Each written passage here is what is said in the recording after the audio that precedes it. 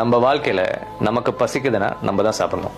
இதை நான் ஏன் சொல்ல வரேன்னா, நிறைய பேர் எப்பவுமே வந்து சமுதாயம் லைக் ஒரு விஷயம்னால நம்ம என்ன படிக்கணும், நம்ம என்ன செய்யணும், என்ன வேலை செஞ்சால் நம்ம மரியாதை, எந்த மாதிரி ஒரு ஆணோ பெண்ணோ கல்யாணம் பண்ணிக்கணும், எப்படி நம்ம வாழ்க்கையை வாழணும் அப்படின்றத நம்ம வந்து உட்காந்து யோசிச்சு நமக்கு என்ன வேணுன்றதை பண்ணுறதில்ல.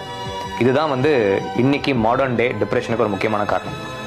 10ல் 8 பேர் டிப்ரெஷன் இருக்கிறதுக்கு ஒரு முக்கியமான காரணம் அடுத்தவங்க என்ன நினைக்கிறாங்கன்றது தான். முக்கியமாக அவங்க வாழ்க்கையில் இருக்கிற முடிவுகள். அடுத்தவங்களுக்காக அப்படின்னு நீங்கள் முடிவு எடுத்து போட்டே இருந்தீங்கன்னா சந்தோஷத்தை விட்டுருங்க, அதுக்கு கேள்வியே கிடையாது.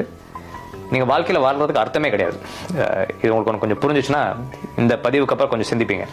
ஸோ உங்களுக்கு என்ன, உங்கள் வாழ்க்கைனா என்ன, what is life for you அப்படின்றத நம்ம தான் சிந்திக்கணும். எனக்கு என்ன வாழ்க்கையோ அது உங்களுக்கு வாழ்க்கையாக இருக்காது, உங்களுக்கு என்னவோ அது எனக்கு இருக்காது. ஸோ தயவுசெய்து உட்காந்து உங்களுக்கு வாழ்க்கை எப்படி வேணுமோ, யார் என்ன சொன்னாலும் பரவாயில்ல, தூக்கி போட்டு